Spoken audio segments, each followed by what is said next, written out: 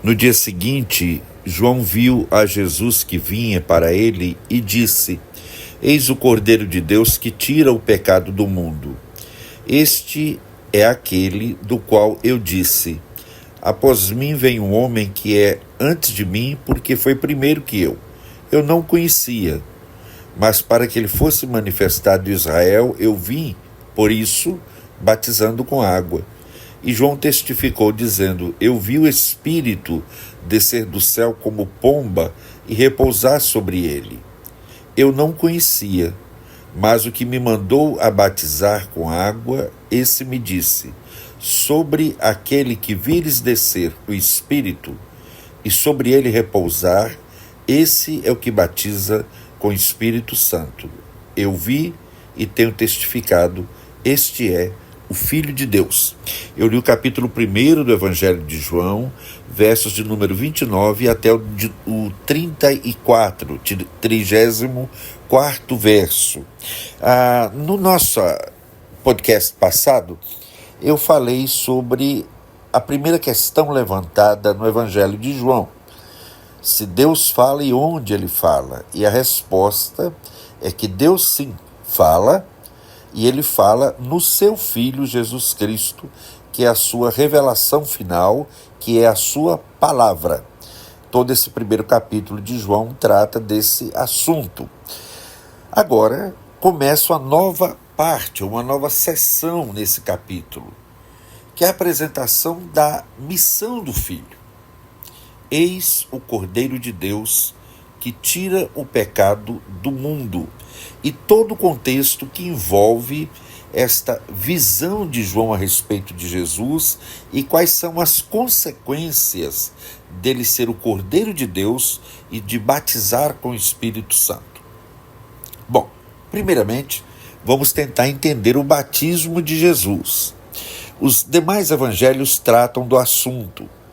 E o texto diz que João batizava no Jordão, que a ele afluíam as multidões e que a palavra que João pregava a essas multidões é que eles deviam se arrepender porque o reino de Deus havia chegado.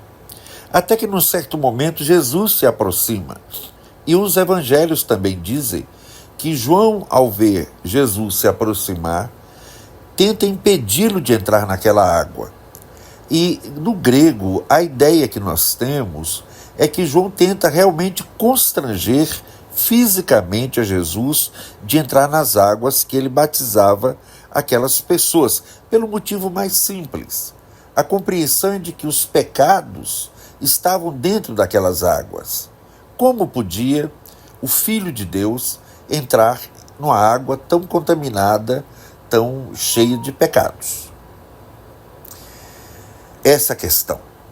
Então, o batismo, quando Jesus diz que lhe era necessário cumprir toda a justiça e é batizado por João, que é, nas próprias palavras dele, menor do que Jesus, e Jesus se submete de alguma maneira a esse batismo, tem um traço ou tem uma visão completamente diferente. Enquanto os homens entravam nas águas para deixarem os seus pecados, Jesus entrou nas águas para tomá-los sobre si. E daí, essa palavra de João tem todo o sentido. Eis o Cordeiro de Deus que tira o pecado do mundo. A palavra grega airon, aquele que carrega os pecados do mundo. A partir do batismo, de uma forma simbólica, Jesus colocou sobre as suas costas os pecados do mundo e levou-os consigo até a cruz. É nesse sentido. Então, o que João quer dizer?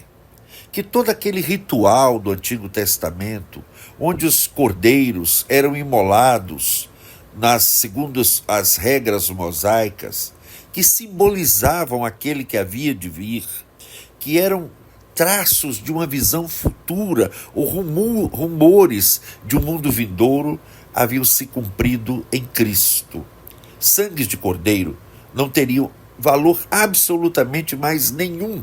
Nenhum sacrifício demandado por Moisés e sua lei teria qualquer poder, porque Jesus veio e ele cumpriu a lei, E nas palavras de Paulo, Jesus passa a ser o fim da lei para a justiça de todo aquele que crê.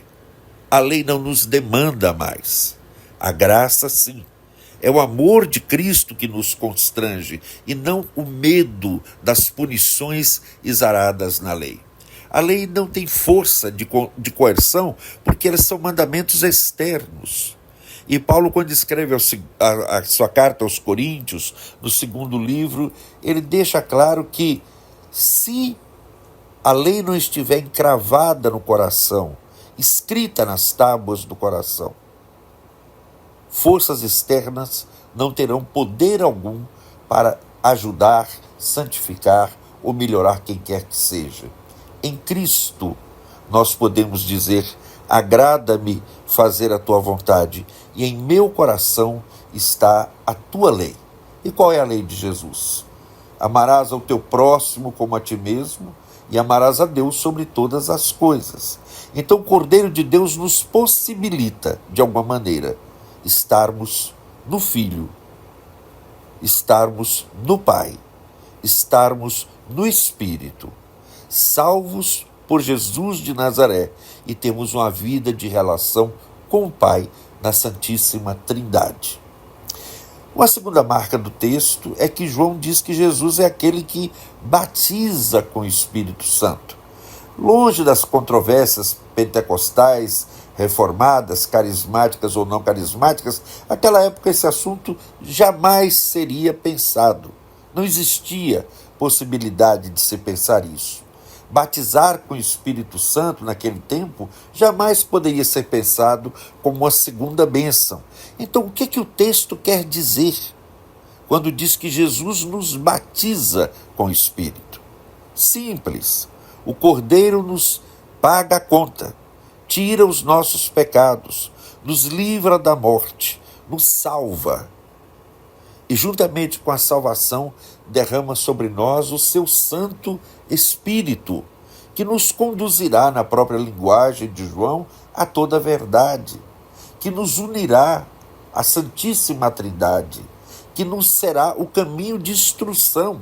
Lembram do livro de Atos dos Apóstolos, quando Jesus diz que deu mandamentos a eles pelo Espírito? Então todo o nosso aprendizado, toda a nossa leitura das Escrituras, toda a nossa relação com Deus passa pelo Espírito.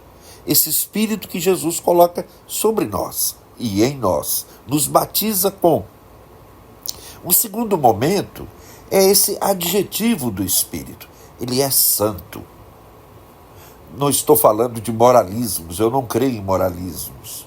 Eu não creio que deixar de fumar, deixar de beber ou deixar de dançar faz de alguém pior ou melhor nesse mundo.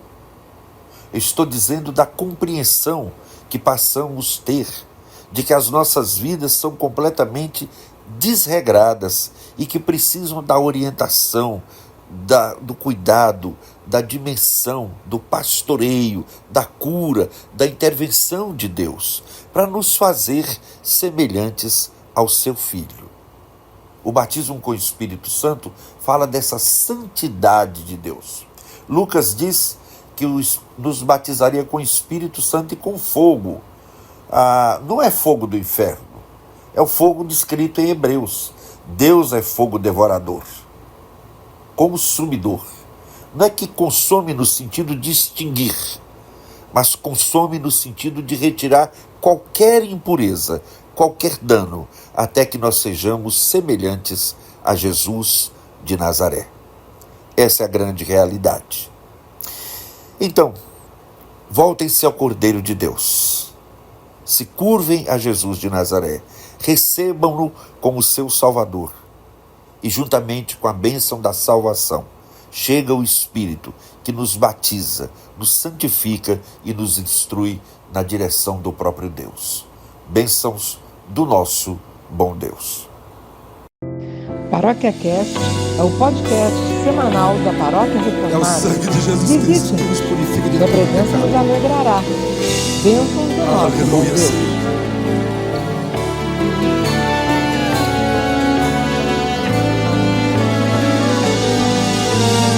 Vem de Bendito seja o Cordeiro que na cruz por nós padeceu.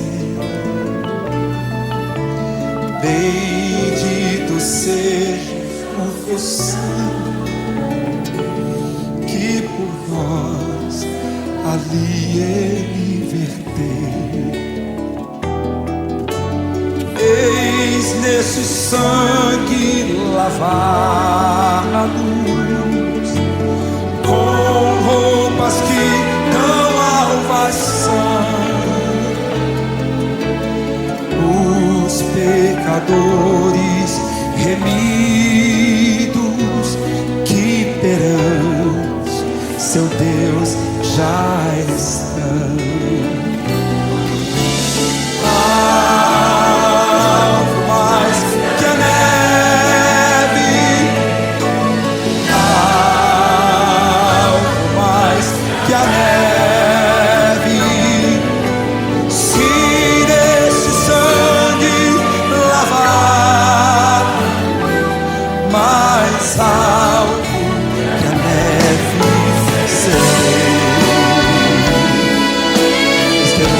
Sangue de Jesus, suas roupas serem limpas.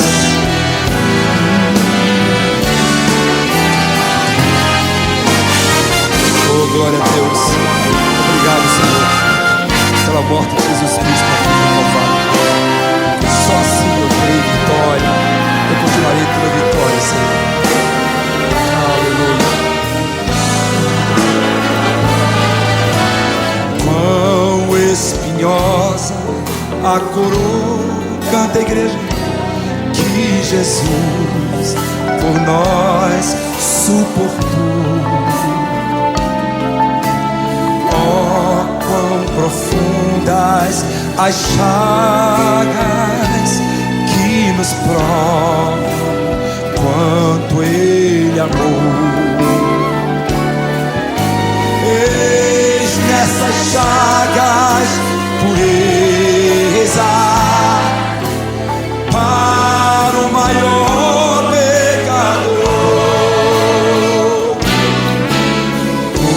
os que mais salvos que a neve, o teu sangue nos torna, Senhor. Canta comigo.